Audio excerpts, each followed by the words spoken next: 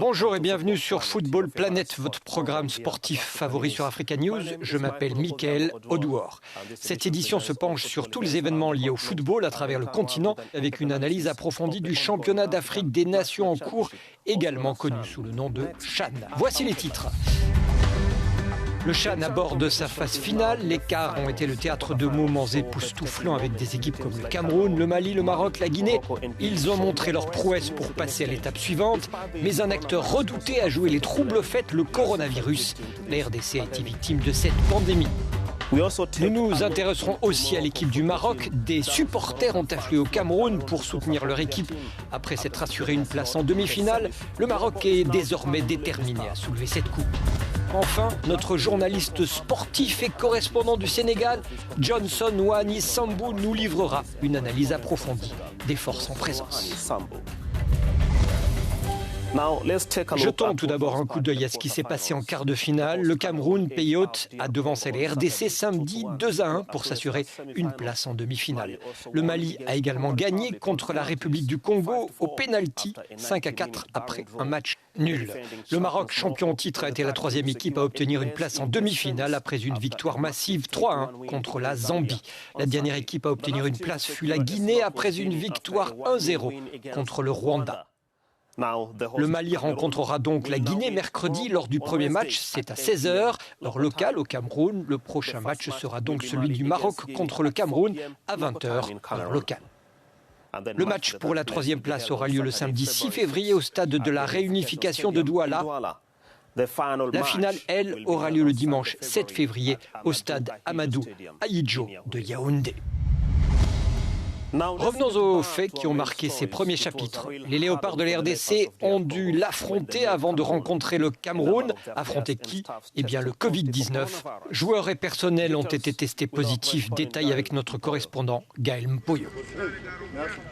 Bien qu'ils aient été éliminés du CHAN par le Cameroun samedi, les léopards congolais remettent toujours en question la débâcle des tests Covid-19.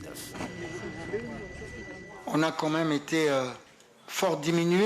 Avec cette Covid, on n'a pas pu travailler correctement. Donc, il faudra penser à ça. Il faudra penser à ça pour les prochaines compétitions, ne pas être surpris. Plusieurs sources à Kinshasa ont soulevé des questions sur la validité des résultats des tests juste avant le match contre le Cameroun.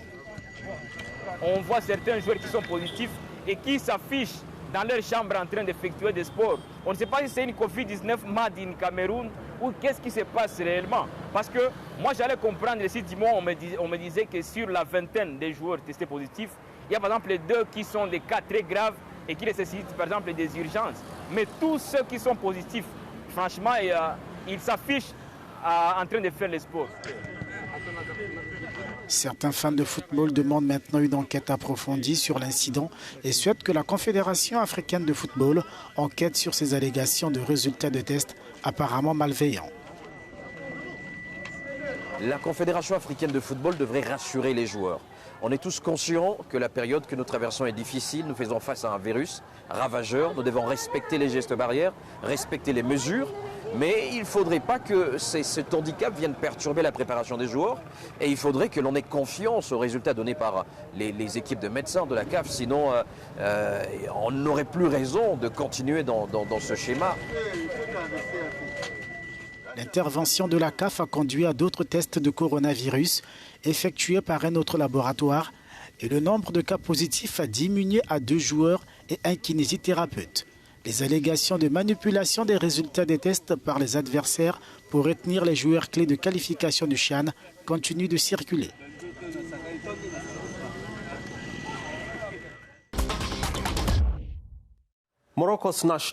La sélection nationale marocaine, composée de joueurs locaux, s'est qualifiée pour les demi-finales après avoir battu la Zambie. Les défenseurs du titre ne dissimulent pas leurs intentions. Plus de détails avec notre reporter Joël Kouam. Ambiance après la victoire 3-1 du Maroc face à la Zambie dimanche en quart de finale. Le tenant du titre n'a pas eu à forcer son talent pour écarter une équipe zambienne réduite à 10 dès la 20e minute de jeu. Les Lions de l'Atlas affronteront le Cameroun en demi-finale mercredi prochain. Déjà le fait de gagner les 2 derniers matchs et le fait de marquer 8 buts, donc ça installe beaucoup de confiance chez nous, au sein des joueurs et surtout au sein des milieux de terrain et des attaquants. Nous allons commencer dès ce soir à travailler sur notre prochain adversaire qui est le Cameroun, qui sera donc supporté et aidé par 15-20 000 spectateurs. Je crois que nous pouvons le faire. Nous pouvons gagner le pays organisateur, donc il suffit de rester toujours humble, de rester concentré et puis de donner le maximum. Avant ce match à l'allure de finale avant l'heure, du côté des supporters, les pronostics sont en faveur du Maroc qui comptabilise 9 buts marqués et 0 défaite. C'est contre le Cameroun. Comme l'habitude, on va gagner. Mais si le Cameroun aussi gagne, on sera content. On est vraiment fiers des Marocains. On est fiers d'eux. Je suis fière que je suis marocaine. Et vive le Maroc, vive le Lion d'Atlas. Cameroun-Maroc, ça sera chaud, ça sera très chaud, très chaud même parce que j'ai vu comment ils sont des équipes de Maroc à jouer. Aujourd'hui, ils sont bien joués vraiment. Depuis que les CAN a commencé, il n'y a aucune personne qui a gagné 3-1 jusqu'à 3-0, 3 buts. Bon, je n'ai pas vu, ça sera très chaud. En tout cas, moi, je serai au stade d'Inch'Allah. Ce match de demi-finale entre le Cameroun et le Maroc se jouera dans la ville de Limbé qui subit depuis le début de la compétition des menaces des séparatistes anglophones armés.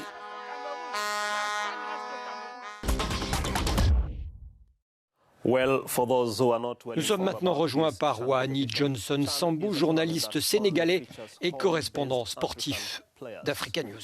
Wahani va se pencher et mettre en perspective quelques données et les résultats de ce championnat d'Afrique des Nations. Bonjour Wahani et bienvenue sur Football Planet. Salut Mike, heureux de vous retrouver dans Football Planet. Nous avons tous suivi la phase de groupe. Quelles sont vos observations à ce stade de la compétition ? Écoutez, la principale observation est qu'on a eu droit à de très belles empoignades. Ça a été des matchs très très serrés. Si vous voyez par exemple, presque toutes les équipes ont dû attendre la dernière journée de la phase de groupe pour valider leur qualification en quart de finale. J'ai tout de même été déçu par l'élimination des équipes comme l'Ouganda et le Zimbabwe dès le premier tour. Quelles équipes vous ont surpris et pourquoi, Wahani ?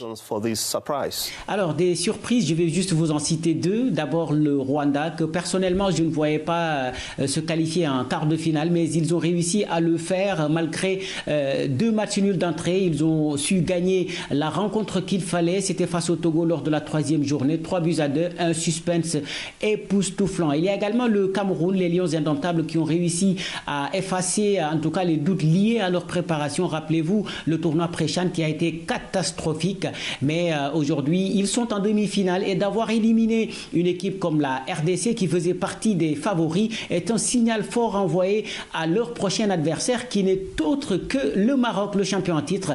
Un très beau match en perspective. Le niveau de football pratiqué au cours de cette compétition a-t-il baissé ou s'est-il amélioré par rapport aux autres éditions ? Alors, je n'irai pas jusqu'à dire que le niveau s'est amélioré par rapport à celui des précédentes éditions, mais une chose est sûre, c'est que c'est au-delà de mes craintes pour un tournoi qui s'est préparé et se joue dans les conditions qu'on connaît avec la crise sanitaire. Pour moi, c'est plus que satisfaisant. On a eu de très beaux matchs, de très beaux buts, du suspense, bref, tout ce qu'on attend d'un tournoi comme le CHAN. Le coronavirus a affecté de nombreuses équipes, en particulier la RDC. Certains officiels affirment que les résultats des tests ont été utilisés contre d'autres équipes comme la RDC. Quelle est votre opinion ? Eh bien, écoutez, vu qu'officiellement ces allégations n'ont pas été avérées, difficile pour moi d'émettre un jugement. Je mets ça seulement sur le compte des rumeurs qui accompagnent ce genre de tournoi sur le continent. Toujours est-il qu'il ne fallait pas s'attendre à un tournoi 100% clean au vu de la situation sanitaire. Tout ce que je peux dire, c'est regrettable quand même pour des équipes comme la RDC qui ont été confrontées à ce problème. Voilà, c'en est terminé pour cette édition spéciale CHAN de Football Planet. Plus d'informations sur notre site www.africanews.com, mais aussi sur nos comptes Twitter et notre page Facebook. À la prochaine fois, je m'appelle Michael Audouor. N'hésitez pas à suivre et à parler de Football Planet sur Africa News.